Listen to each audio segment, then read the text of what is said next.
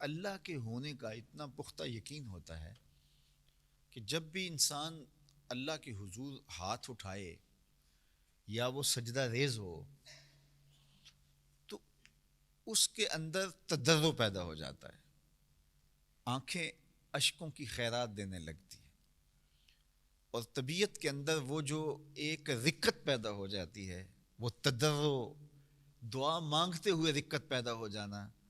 اسی طرح کعبۃ اللہ کو دیکھا ہے تو طبیعت پہ رقت پیدا ہو گئی، سجدے میں گئے تو رقت پیدا ہو گئی، اللہ کا نام آیا تو رقت پیدا ہو گئی۔ تو یہ ثمرہ ایمان ہے، یہ حلاوت ایمان ہے، یہ ایمان کی ایک مٹھاس ہے جس کو بندہ مومن محسوس کرتا ہے۔ ایسا نہیں ہے کہ سجدے کی کیفیت بھی وہی ہے اور گھر میں بیٹھے شخص کی کیفیت وہی ہے، ویسے بھی گرا تو کیفیت وہ ہے، تو سجدے میں گرا تو کیفیت پھر بھی وہی ہے، تو پھر فرق کیا ہوا؟ ایک دیوار کو دیکھا اور کعبۃ اللہ کو دیکھا تو کوئی خاص فرق نہیں ہے، جس طرح دیوار کو دیکھا اس طرح کعبۃ اللہ کو دیکھ لیا تو کوئی فرق نہیں پڑا، تو پھر وہ ثمرہ نہیں ملا اس کو ایمان کا، وہ حلاوت اس کو نصیب ہی نہیں ہوئی ہے۔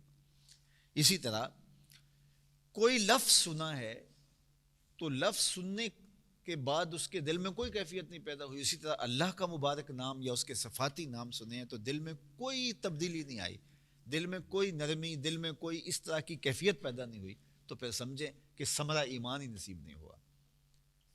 حضرت ابراہیم علیہ السلام جا رہے تھے تو ایک فرشتہ آپ کی پشت پہ کھڑا ہو کر کے رب کا نام لیتا ہے، تو آپ ایک دم پلٹ کے اسے کہتے ہیں کہ کتنے پیارے انداز سے میرے رب کا نام لیا، دوبارہ لے، بے تاب ہو گئے، اندر بوٹی مشک مچایا اتے جاں پھلاں تے آئی ہو، وہ کیفیت پیدا ہوتی ہے۔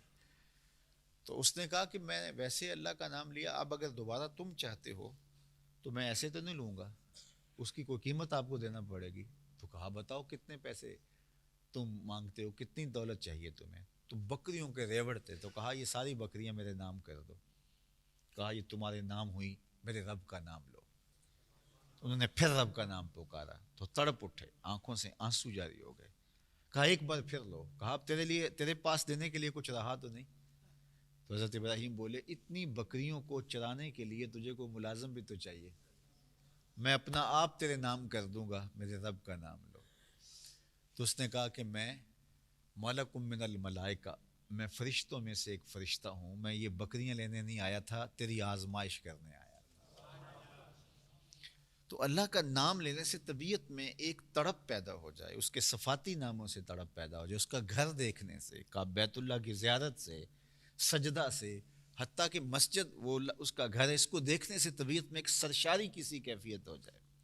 لیکن اپنے گھر کو دیکھنے سے اور مسجد کو دیکھنے سے ایک جیسی کیفیت ہے تو پھر سمجھو حلاوت ایمان نصیب نہیں ہوئی۔ اپنے بیٹے کا نام سننے اور پکارنے سے اور اللہ کا نام سننے پکارنے سے کوئی فرق نہیں پڑتا، اس میں دونوں میں کوئی فرق نہیں ہے، ایک جیسی کیفیت رہتی ہے، تو پھر حلاوت ایمان نصیب نہیں ہوئی۔ تو حلاوت ایمان کی یہ تشریح انہوں نے کی۔